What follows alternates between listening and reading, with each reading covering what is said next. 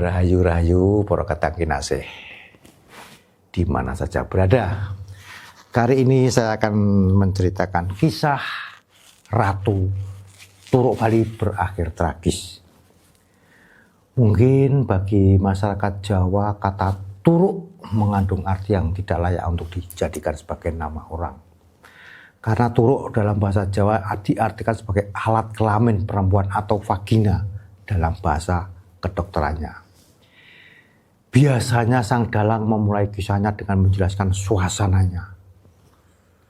Di tengah kegelapan malam, angin sepoi-sepoi berbisik tentang keberadaan Turuk Bali, anak bijak Prabu Semar.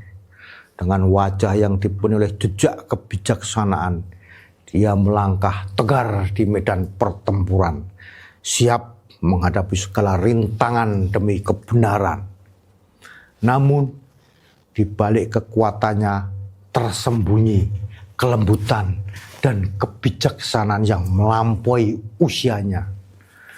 Turuk Bali, pahlawan dengan hati yang besar dan keberanian yang tak tergoyahkan.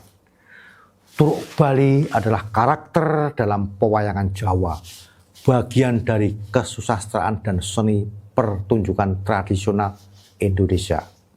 Dia adalah anak Prabu Semar yang terkenal karena kebijaksanaan dan kekuatan dalam cerita pewayangan. Turuk Bali dikenal sebagai tokoh yang cerdik dan kuat, seringkali menjadi pahlawan dalam berbagai petualangan dan pertempuran melawan kejahatan. Kehadirannya dalam pewayangan memberikan warna dan kekuatan tambahan pada cerita-cerita epik tersebut.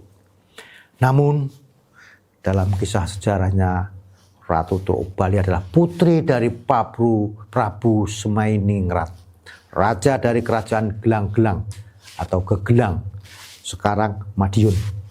Waktu itu Gelang-Gelang merupakan kerajaan bawahan Singosari. Di kedua cerita tersebut ada yang menyebutkan Prabu Semar versi pewayangan dan Prabu Semainingrat versi sejarah.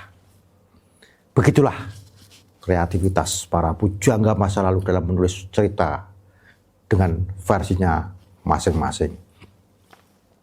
Ketika cukup umur, Turuk Bali dijodohkan dengan anak Prabu Sastrajaya dari kerajaan Kediri yang bernama Jaya Katwang.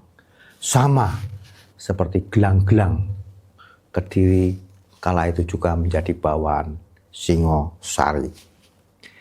Sepeninggal Prabu Semainingrat, menantunya Jaya Katwang diangkat menjadi raja di Gelang-Gelang. Dan ketika Gelang-Gelang dirajai olehnya, itulah ia memberontak pada Singosari. Pemberontakannya berhasil sehingga ia kemudian membangkitkan kerajaan Kediri menjadi kerajaan pusat dari kerajaan-kerajaan bawahan Singosari lainnya. Ketika menjabat sebagai Raja Kediri, tentu yang menjadi ratunya adalah Turuk Bali. Buah hasil perkawinan Ratu Turuk Bali dan Jaya Katwang menghasilkan satu putra yang begitu terkenal. Namanya Ardaraja. Sayangnya umur dari kerajaan Kediri yang dibangkitkan oleh Jaya Katwang itu pendek saja. Kediri hancur diserbu oleh Rakyat Wijaya bersama sekutu Mongolnya. Ketika tentara Majapahit dan Mongol berhasil mengepung Kedaton dan menangkap Jaya Katwang.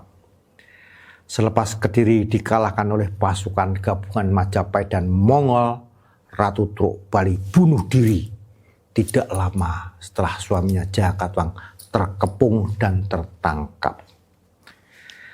Sementara dalam sumber lain, Turuk Bali ditangkap bersama suaminya dan dibawa ke kapal bersama pasukan Mongol. Keduanya kemudian dieksekusi di atas kapal itu. Begitulah cerita tentang Ratu Turuk Bali terkait dengan sejarah kerajaan Kediri dan Singosari. Memang berakar pada kisah nyata, meskipun beberapa detail mungkin tercampur dengan legenda atau kisah pewayangan versi dalang. Ringkasnya, Turuk Bali adalah istri Jaya Katwang, Raja Kediri yang memberontak melawan Singosari. dan berhasil menguasai Kediri sebelum akhirnya ditaklukkan oleh Rakyat Wijaya dengan bantuan pasukan Mongol pada tahun 1293. Namun kisah bahwa Ratu Turuk Bali disuruh bunuh diri tampaknya lebih merupakan cerita rakyat daripada fakta sejarah yang tak didukung bukti kuat. Sekian dulu kisah Ratu Turuk Bali yang berakhir menyedihkan ini. Salam Rahayu, berkah Gusti, sampai jumpa lagi.